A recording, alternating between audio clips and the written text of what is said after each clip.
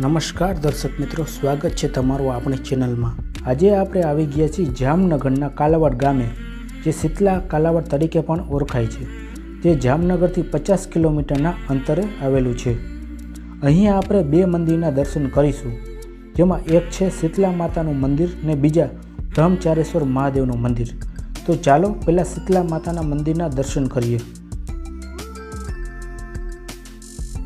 મિત્રો, મંદિરના ઇતિહાસની વાત કરીએ તો લોકવાયકા અનુસાર એવું કહેવામાં આવે છે કે આજથી 700 વર્ષ પહેલાં કારા કાઠી માંજરિયા નામના દરબારને માતાજીએ સપને આવીને કહ્યું કે અહીંથી થોડેક દૂર 3 પાનવાળો વડ હશે ને એ વડની બાજુમાં જ કંકુવાળા ચોખા, શ્રીફળ ને ચુંદડી હશે। એ જગ્યા પર તું ખોદકામ કરજે ને આ જગ્યામાંથી મારા અને મારી 6 બહેનો નૂર બીબી, ઓળી, અછબડા, તાસી તાવલી, ખસ ખરજવી ને મારા વીર રતવેલિયાના ફળા નીકળશે ને તેનું તું સ્થાપન કરી મંદિર બંધાવજે ને ગામ વસાવી વસવાટ કરજે।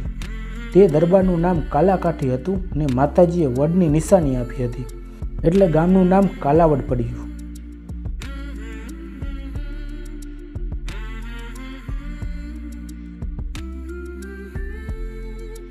હવે આપણે જઈ રહ્યા છીએ શીતલા માતાની બાજુમાં જ આવેલ બ્રહ્મચારેશ્વર મહાદેવના દર્શન કરવા, જે ગુજરાતનું એકમાત્ર આ અનોખું મહાદેવનું મંદિર છે।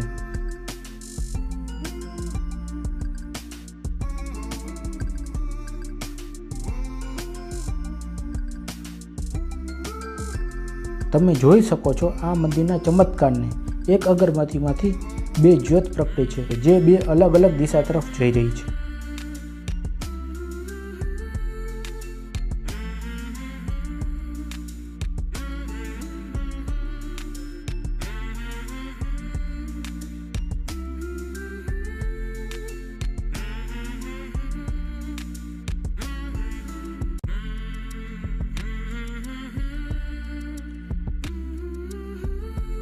મંદિરના પૂજારીએ બીજી અગરબત્તી પેટાવી, તેમાં પણ તે જ ચમત્કાર જોવા મળ્યો।